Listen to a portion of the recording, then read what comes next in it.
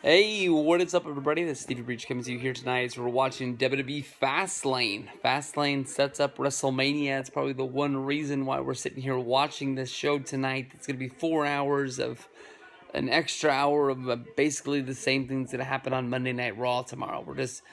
A lot of the stuff we know what's going to happen. Some of the stuff we might be so surprised about, but honestly, the surprise stuff doesn't really matter in the long run. But opening match, WWE Fastlane, is The Miz and Shane McMahon teaming up against the Usos. Honestly, a very good opener. I can honestly tell you that the one thing that bothered me the most about this match more than anything else was Corey Graves as commentary, with the rest of the commentary team basically coming out saying that The Miz had to win this match to basically gain his father's approval. Miz is somebody who's been in WWE since before, I want to say 2008. Probably was in developmental back in 2006.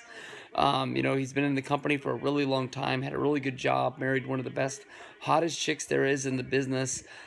This is a guy who, became WWE champion back in 2011, and by cashing in the Money in the Bank, took it all the way until WrestleMania, main evented that WrestleMania against John Cena involving The Rock. Also was the guy who walked out of WrestleMania with the championship. Him winning the WWE Tag Team title on Fastlane, I don't understand how that is supposed to gain his father's approval. Shane and The Miz basically weren't able to win the big one. They weren't able to pull it out. The Usos were there. This was a really high-flying, high-stakes match. The Miz, who doesn't really go to the top rope, went to the top rope twice during this. Shane McMahon went to the top, had sort of a face-off with a member of the Usos, where both of them sort of just jumped at each other. And Shane was able to stop the Usos from hitting their big frog splash off at the top. So I don't really know what they're building towards here with Miz and Shane and his dad.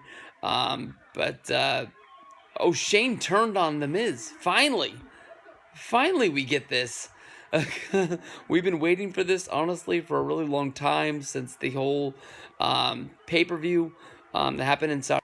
Alright, like I said, basically we were wondering what was going to happen on Fastlane that was going to set up WrestleMania. Finally, Shane McMahon turns on The Miz. We've been waiting for this for a long time, since they ran that Saudi Arabia pay-per-view with the whole Best in the World tournament, where The Miz was injured and Shane McMahon stepped in for him.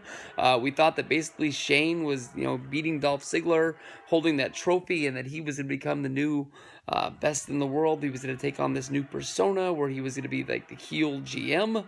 Instead, it just took on a life of its own, of basically The Miz and Shane McMahon being a tag team for months at a time, and us countlessly waiting for The Miz to turn on Shane. But instead, here we are on the road to WrestleMania.